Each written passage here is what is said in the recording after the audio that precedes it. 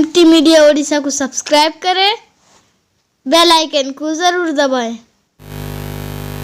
हज़रात, ये जो मजलिस है ताज़ियती मजलिस है और ताज़ियती मजलिस में जो ताज़ियत का सबसे ज़्यादा इस्तेहक़ाक़ रखते हैं और मोहताज ताज़ियत हैं वो मैं और हमारे बिरादरान हैं।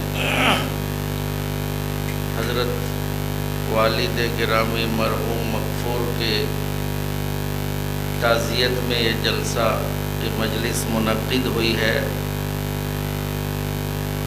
कोई तासुराती मजलिस नहीं है जिसमें आदमी तासुरात बयान करे और ऐसा कोई मौका नहीं है कि कहीं सवाने उम्री का तज़किरा हो, लेकिन उसके बावजूद हज़रात उलमा इकराम और हमसे बहुत ज़्यादा हमदर्दी रखने वाले, वालिद साहब से बहुत ज़्यादा प्यार और ताल्लुक़ रखने वाले, अक़ीदत व मोहब्बत रखने वाले उलमा इकराम ने हज़रत वालिद मरहूम के महासिन का तज़किरा किया सिर्फ़ इस बिना पर कि अल्लाह के नबी सल्लल्लाहु अलैहि वसल्लम का फरमान कि आप अपने गुज़र जाने वाले बुज़ुर्गों के महासिन का तज़किरा किया करो, ताकि हो सकता है उन महासिन में से कोई एक हुस्न किसी के अंदर आ जाए और वो उसके लिए कामयाबी का ज़रिया बन जाए। इस गरज से ये तज़किरे होते हैं, ये मजलिसें होती हैं। सही बात यह है कि मैं क़ल्बी तौर पर और तबही तौर पर बिल्कुल इस मुतहम्मिल नहीं हूँ कि कुछ तज़किरा कर सको वालिद साहब के ताल्लुक़ से। वहाँ जनाब हाफिज़ शुएब साहब का इसरार रहा कि नहीं आप कुछ थोड़ी देर बोल दीजिए, लेकिन बोलने के लिए सारा सरमाया तो हमारा लूट गया। बोलने के लिए और क्या रहा, सारा जो कुछ थे वो हमारे वालिद ही थे हमारे लिए। आज हम अगर बोल रहे हैं, कह रहे हैं, बैठे हैं तो ये सब वालिद साहब ही का एहसान और उनके मेहनत, कोशिश, जद्दोजहद का नतीजा है। मेरे ख़्याल से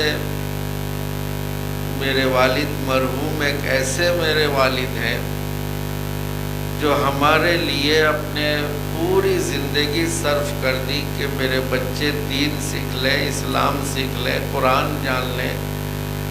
और इसी काम के लिए उन्होंने धूप, गर्मी, सर्दी, बारिश किसी की परवाह नहीं की। वो दिन भी हमको याद है जब साइकिल में कड़ी धूप में साइकिलिंग करके हल्दी से आते थे और लू लग जाने की वजह से, धूप की तपिश की वजह से जान निकली जाती थी, सांस उखड़े जाते थे।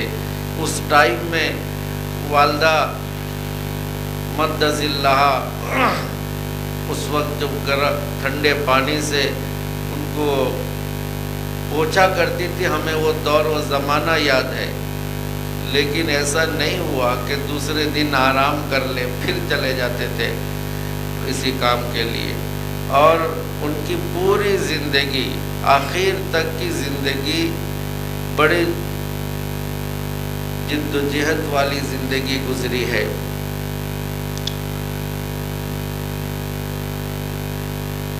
बहुत सारे लोगों ने उनके तवाज़ु का तज़किरा किया, उनके हिज़्ज़ व इनकिसारी का तज़किरा किया, आदत व अखलाक का किया।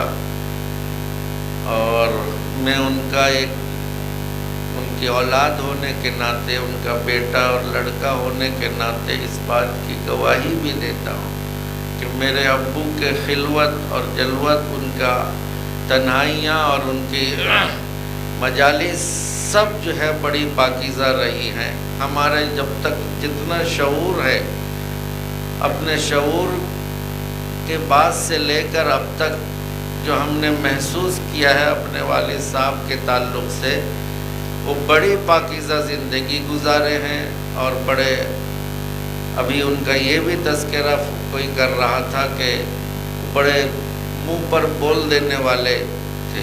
یہ ان کی بڑی خوبی تھی، کسی کی بھی پرواہ نہیں کرتے تھے۔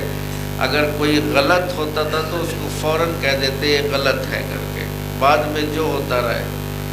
اور اس کی وجہ سے بہت سارے لوگ کبھی کبھی نالاں بھی ہو جاتے تھے۔ تو بس اس موقع پر ہم اب کیا کہہ سکتے ہیں، کچھ بولنے کے لیے الفاظ بھی ہمارے پاس نہیں ہے، دل کی جو کیفیت ہے۔ بس اس وقت آپ حضرات سے بس یہی درخواست کر سکتے ہیں کہ آپ لوگ والد مرحوم کے لیے ضرور دعا کریں کہ اللہ ان کی مغفرت فرما دے، ان کی قبر کو نور سے بھر دے۔ جو دل کی اس وقت جو مجھے احساس ہے بس یہ ہے کہ جب باپ تھا سر پہ تو زندگی سہل تھی، جب باپ تھا سر پہ تو سہل تھی زندگی، اب اس کے بعد یہ مصیبت میں گر گئی۔ تپتی شعائیں میرے سر پہ پڑتی ہیں، وہ چھت جس کا سایہ تھا بہت جلد گر گئی۔ تو والد صاحب مرحوم مغفور کا سایہ ہمارے سر سے اٹھ گیا ہے۔ اکثر تعزیتی جلسے میں جاتے تھے، تعزیت دوسروں کے لیے کرتے تھے، تو وہ احساس نہیں ہوتا تھا کہ تعزیت کسے کہتے ہیں۔ تعزیت ہمیں بھی جا کے کہتے تھے بھائی سب کو جانا ہے، سب کو مرنا ہے، جس کا وقت متعین ہے اپنے وقت میں چلا جائے گا۔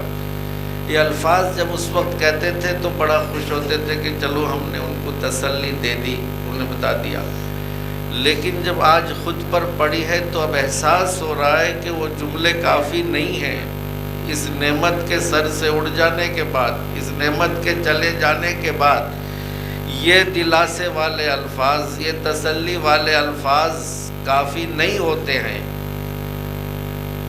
بس اس کے لیے اللہ کے نبی صلی اللہ علیہ وسلم کا بس فرمان ہے، اور آپ کے وہ سنت ہے، ایک دوسرے کے ساتھ بیٹھ کر اور ایک دوسرے کو تسلی والے کلمات سنتے ہیں، اس سے محظوظ ہوتے ہیں۔